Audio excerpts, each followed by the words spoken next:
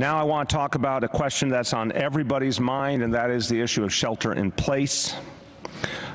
This is a reality that is being talked about because this crisis continues to grow. We are all deeply concerned about the direction and the trajectory, even as we get new information daily and hourly, and we're trying to better understand the specific trajectory. It's quite clear this is a fast-growing crisis. In my view, I think the right guidance to give all New Yorkers is, even though a decision has not yet been made by the city or by the state, I think New Yorkers should be prepared right now for the possibility of a shelter-in-place order. It has not happened yet, but it is definitely a possibility at this point.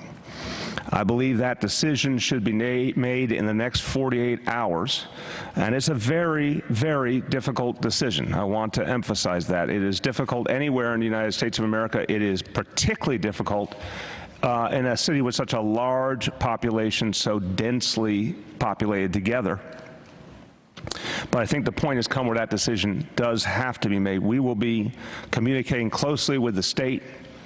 Obviously, it's a decision we want to make in common. And I think it's just right to let people know that there is that possibility.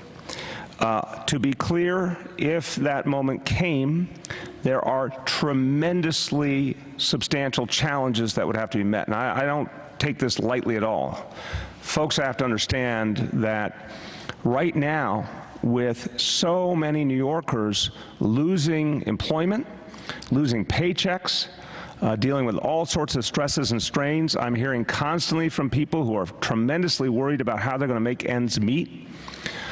In that scenario, a shelter in place begs a lot of questions. What is going to happen with folks who have no money? How are they going to get food? How are they going to get medicines?